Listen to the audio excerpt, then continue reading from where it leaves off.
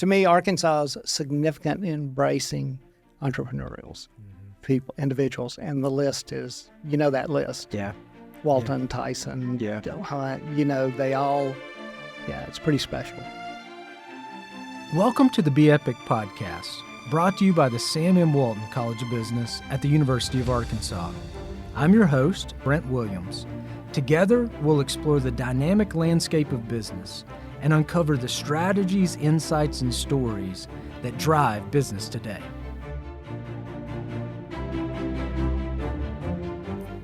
Well, today I have with me Mr. Dhu Thompson, and Dhu was the chairman and CEO of Delta Plastics, which we'll get into in some depth in a little while. But for our purposes, is one of the inductees into the class of the 2024 Arkansas Business Hall of Fame. So first, Dhu, congratulations. Thank you. I appreciate it. It's quite an honor, and you're quite deserving, and a story that I'm looking forward to telling, both at the induction ceremony on February 16th, but throughout the next few minutes with you. Well, thank you. Thank you for the opportunity. And, maybe I want to make sure we kind of get into your personal history a little bit, but maybe first start with tell us a little bit about Delta Plastics and kind of how you got involved with it, how it evolved over time. Yeah, sure. I actually was a banker in my previous life for about 14 years. So I ended up purchasing Delta Plastics in November of 96. The way I got there was during that time period in banking, I took a little bit of a sabbatical for about 2 years and actually worked for a privately held, family-owned plastics company. Okay. And then went back into banking for 4 more years. So it gave me exposure and knowledge of a couple of things. A, the dynamics of the plastics industry, and B, family-owned businesses. So when I decided that I didn't want to finish in banking, I had a great job and great opportunities, but I wanted to do something on my own and had a real internal drive for that. I just started looking and looking in the plastics industry.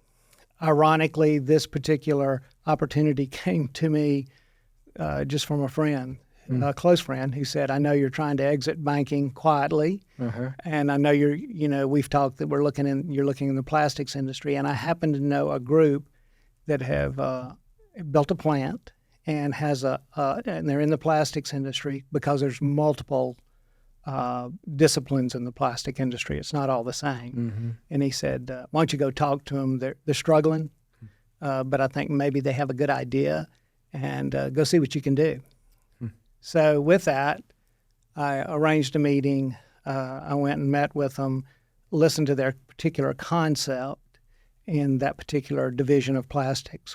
It's in that particular division, it's called blown film. And they were also into recycling. So I literally did what every banker tells you not to do, and that is don't go into business on something you don't know about. But I did.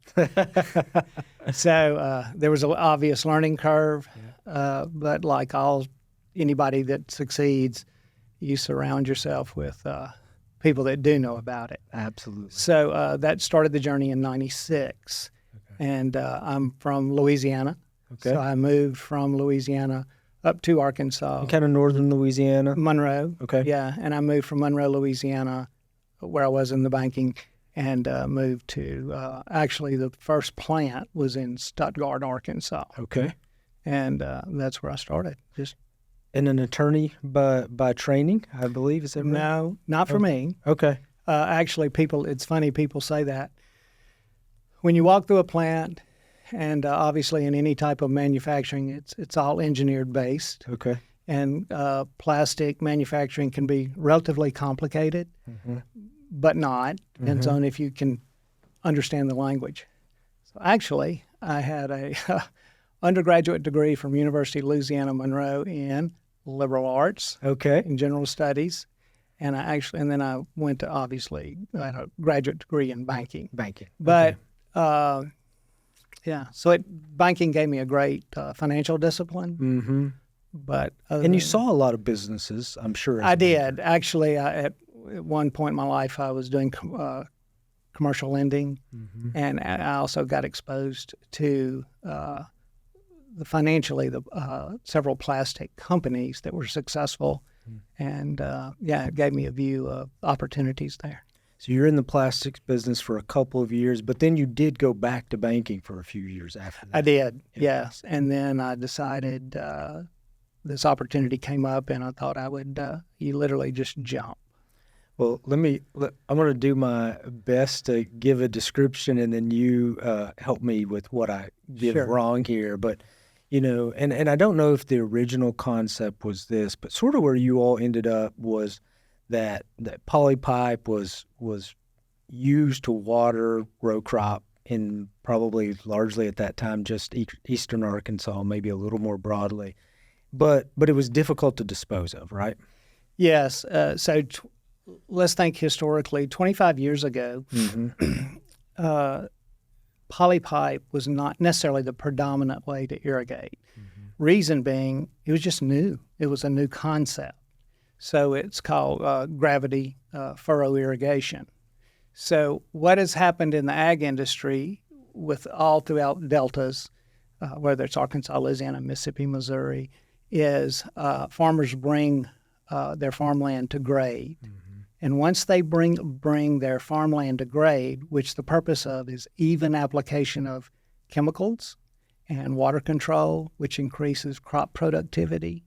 So once they bring those farms to grade or those fields, then you can use polypipe. You don't have to use the winding levees throughout the field anymore. No, or center pivot or wheel guns, and it's actually cheaper than any other type of irrigation.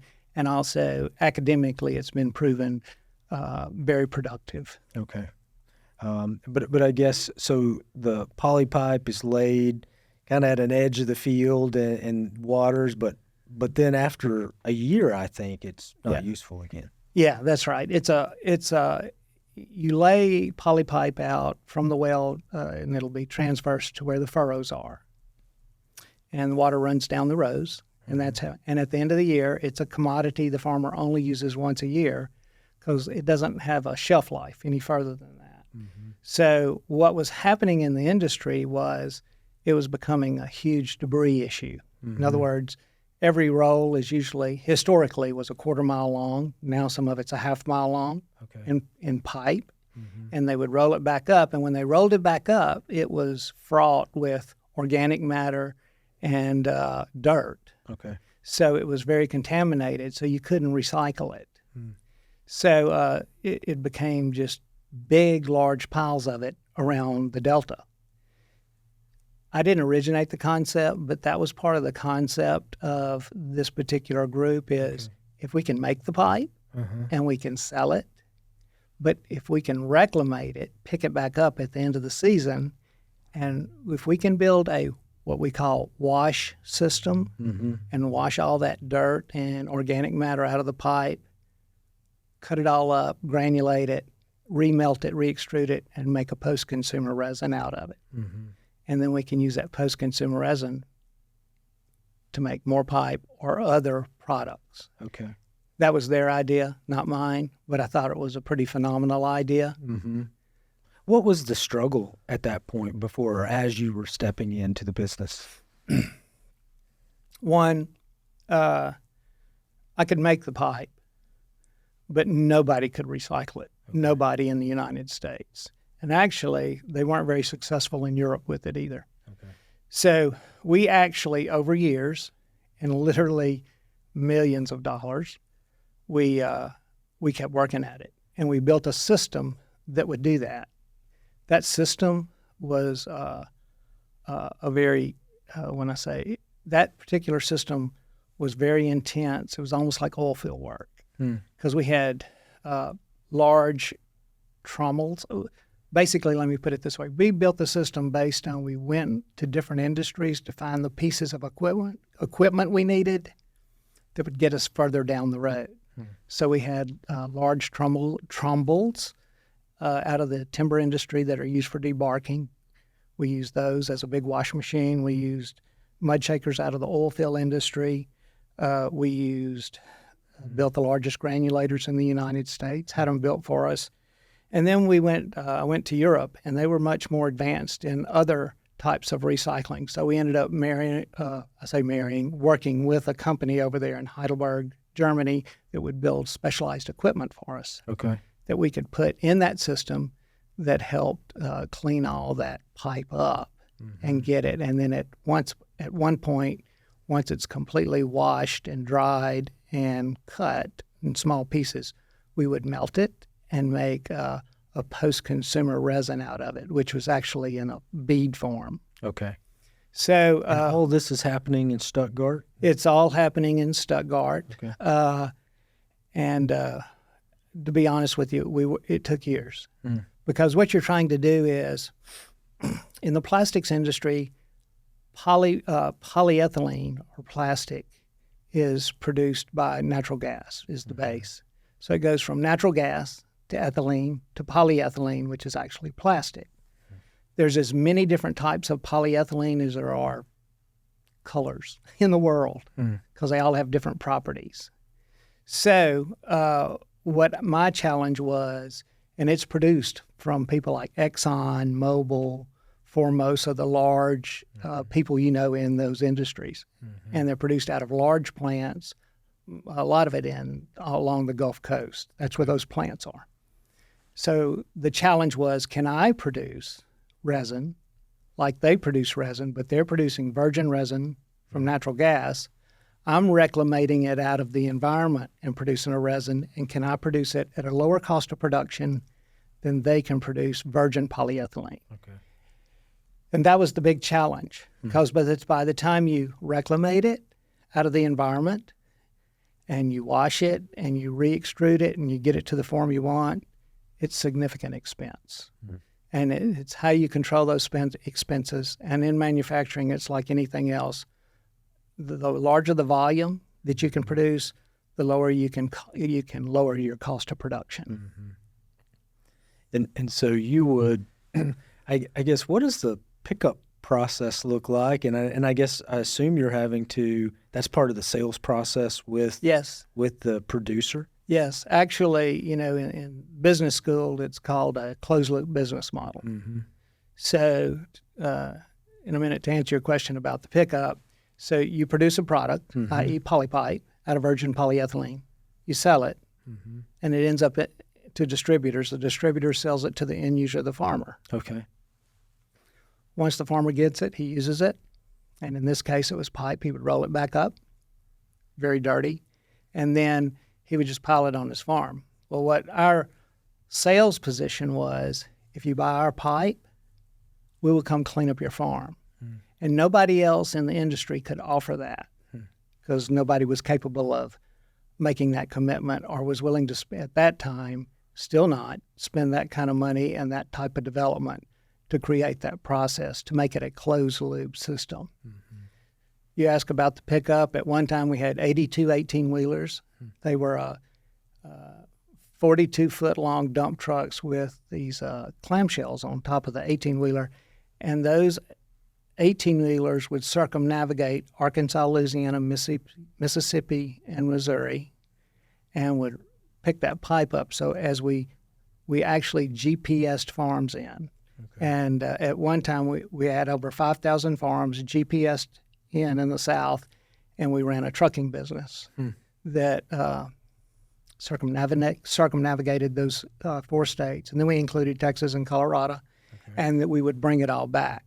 Keep in mind, in any type of cost of production, logistics, or any type of business, logistics is a huge cost, trucking. So we did it as efficiently as anybody else could in the reclamation of it off farms.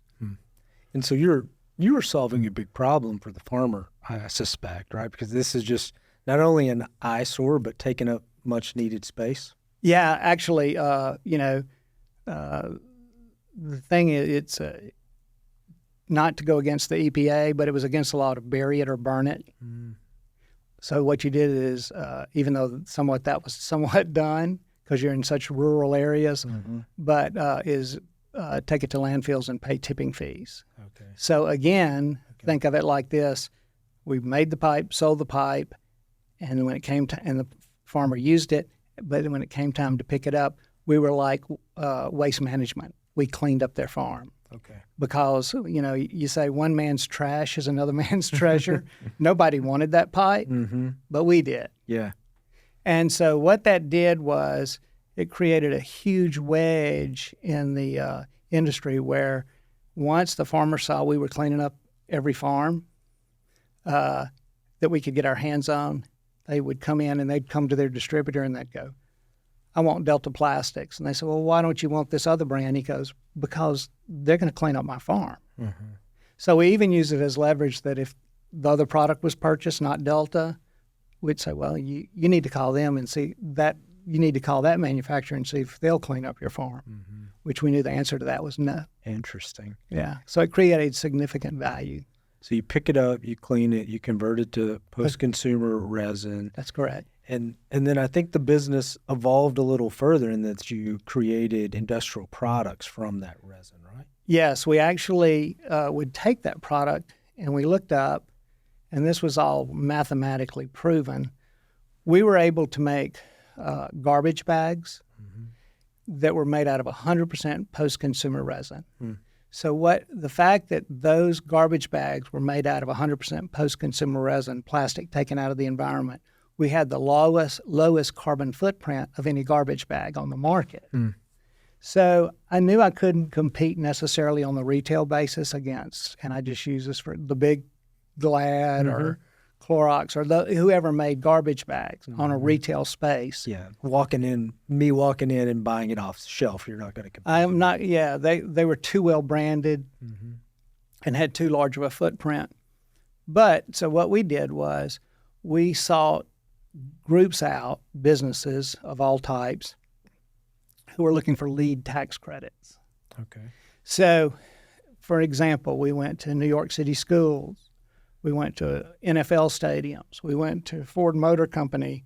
We went to government agencies like Library of Congress, and we'd say, we can sell you this product, and not only is it have the lowest carbon footprint for a garbage bag, but you will also, by buying it, will acquire lead tax credits. So the way we distributed that is, and then what you do is the way garbage bags are sold, they're sold in the janitorial sanitation industry. Okay. So what we did was we would go to the distributors for that, and we would go to that janitorial sanitation distributor, say in a big metroplex environment like Washington, D.C., and we would say, you want Library of Congress as a customer? And they'd go, yeah. And they'd say, well, if you work with me on splitting percentages, margins, I'll bring you Library of Congress, and in turn, you'll be a hero, and Library of Congress will get lead tax credits. Well, and you had a similar experience in selling the polypipe, right? I mean, or at least in working with distributors, I guess, and offering a unique value proposition. Yeah, well, that's exactly right, because we would say to them, you buy our product, we're going to clean up your customers' farms. And so they endorsed it because they knew it was a good thing environmentally. So it got to where we were collecting not just millions, but we would gotten into the billions of pounds collected out of the environment and converted to post-consumer resin. And you started producing those garbage bags at least first, or maybe exclusively, I'm not sure, in Little Rock. Is that right? We did. Okay. The first plant was in Stuttgart. Okay. The next plant, then we needed to expand. So this next plant was in the industrial park in Little Rock. Okay. That worked well. And then from there, we ended up going to a plant in Texas, and from there, Los Angeles. And so we built plants based on, or acquired plants that were in certain industries, certain geographical areas that we needed. Okay. And so largely throughout the South, but you mentioned some in the West. I think Wisconsin was another area that you succeeded in. We did. In that part of the world, it's Wisconsin and Minnesota are huge dairy industries. and they use what they call their significantly large plastic silage bags, and they put all their silage in there, and that's how they store it in place of a silo.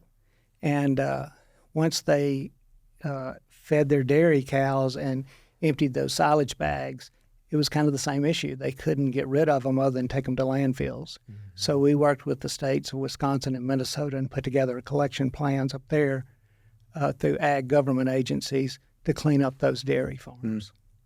Well, you put together, no one accomplishes that alone, right? So clearly you put together a team over time that could support you and was successful in that. How'd you build that team? How'd you construct it? That's a great question. So 7 or 8 years into it, the first year I lost over 7 figures. It was significant, and I didn't have 7 figures to lose.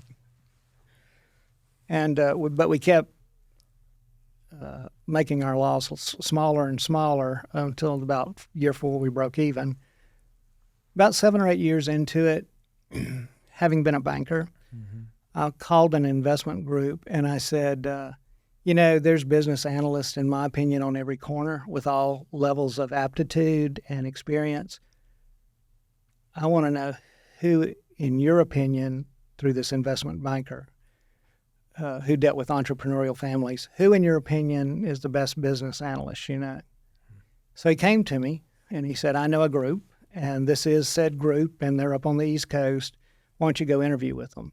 So I did, and I brought them in, and they were there for almost 9 months.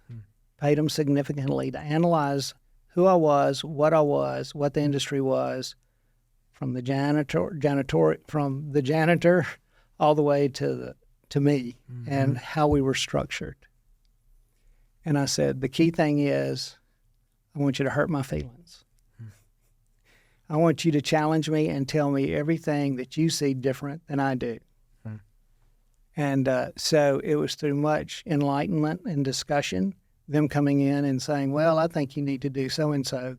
And I would say, no, I don't. And they said, well, let me tell you why. And then I would tell them why I didn't think so. But we would come to usually a really good answer. And with that, the other thing is, you have, building your team.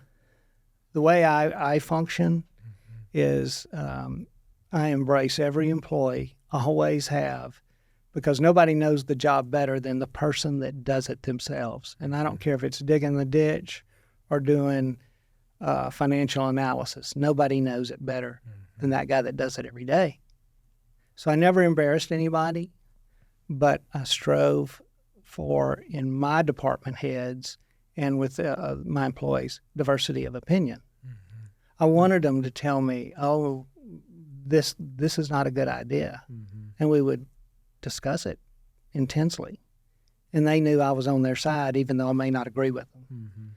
And I think with that management style, it brings to life the gift or freedom as an employee to, if you know you're safe, and if you know you're in your thoughts, and you embrace your work because you're a contributor. And if you're a contributor as an employee, you feel value. And that's important. You need to feel value as an employee and, as special, like I make a difference. Absolutely. And that's how I managed. And I was able to build a really good team from, at that time, even though I was owner and chairman, from a really good, smart CEO to other people that were over department heads, either in engineering or sales or wherever. They came in, and after interviewing with us, they'd go, oh, I like the culture. That's the other thing I can't stress enough, is culture is everything. And you have to work at it and be careful, because the larger you get, the harder it is to maintain that culture, because you get more fragmented. But if you can stay the course and create a productive culture for your employees, it's the game changer. You truly are a family. Yeah. And that gets lost in a lot of larger companies. Yeah, and I was about to ask you, and you almost sort of answered it. Culture can kind of be ambiguous, at times. I tend to think about it as this, I guess it kind of starts with values, but it includes norms and traditions. It's this thing that's a little bit ambiguous, but it is remarkably important. Yeah, and I'll give you an example. Everybody needs a path, but you need the rules of how to follow the path. So we were almost like in hiring people like Boy Scouts. When you came to work for us as a film line operator or whatever you did, you would come in and we actually had all the employees put together their definition of culture. And so when you came to work, you were given a profile of, I'm starting here at $18 an hour, but if I do this and this and this in 6 months, I'm going to be at $19 an hour. Yeah. And if I do this in the next 3 months, I'll be $20 an hour. And it gave them a path to follow to show, just like you would in a Boy Scout, you go from tenderfoot to second class to first class to whatever. They wanted to be a manager. And so with that, and they created that path. It was built by employees. Interesting. Well, you built a team, you grew the business, and you sold it not too long ago. Right. I'm sure, I know you were passionate about it, so I know you feel like it's something that can continue to succeed after you. Absolutely. Yeah. It's a great business, great company. Sold it to a private equity group and out of New York, and they continue to grow it. Awesome. Well, I know that Mary Ellen is a pretty big part of this story as well, or at least that's what I hear. Yeah. And so, tell us a little bit about not only her, but maybe your family. She and I met, actually, when we got married, I was 40 and she was 30. And so, and she graduated in journalism from LSU. But she immediately jumped into the middle of it, helping me with books and finances. And actually, she lived in Monroe, Louisiana. We had one young son at the time. I now have 3. And a second one was just born, and I was in Stuttgart. Keep in mind that the plants run 24 hours a day, 7 days a week. And I would leave on a Friday and drive to Monroe and turn around and leave on Sunday and come back to Stuttgart. So, that's hard on a marriage when you're raising a family and the husband's gone. And she did nothing but embrace it. And then finally, after 2 years, we said, you know what, that's enough. We're going to move to Little Rock. And it all worked out really well. But she's an integral part of it. And I think she's a lot smarter than Well, you mentioned Little Rock. And so kind of as we start to wrap up, you've been a part of the Arkansas community now for some time. 25 years. And an important part of it. You've contributed in many ways to this community. What has it meant to you to have built this business and built life, I would say, in this state? Arkansas embraced what I did. And it was a wonderful state to do business in. And having experienced the financial industry in Louisiana and being exposed to other, it was just a great state. Everything from meeting with the governors and them helping me out, economic development. It was all, they embraced everything I did. And I can't thank that enough. And I don't know if it's, they're used, to me, Arkansas is significant in embracing entrepreneurials, people, individuals. And the list is, that list. Yeah. Walton, Tyson, they all, it's pretty special. Yeah, that list, many of them what make up the Arkansas Business Hall of Fame. It is truly a collection of special people, that have, through business, have built their businesses and built our state, over time. And it's truly an amazing group to be a part of. Well, it shows. Yeah, well, I can't tell you how much I'm looking forward to February the 16th. We're going to have a lot of fun that night. And I just wanted to once again say, well, congratulations on. I know it was a lot of hard work. I'm sure there was lots of trials and tribulations, but you certainly built a wonderful business, and I'm certainly glad you're a part of the Arkansas community and the Arkansas Business Hall of Fame. Well, thank you. On behalf of the Walton College, thank you for joining us for this captivating conversation. To stay connected and never miss an episode, simply search for Be Epic on your preferred podcast service.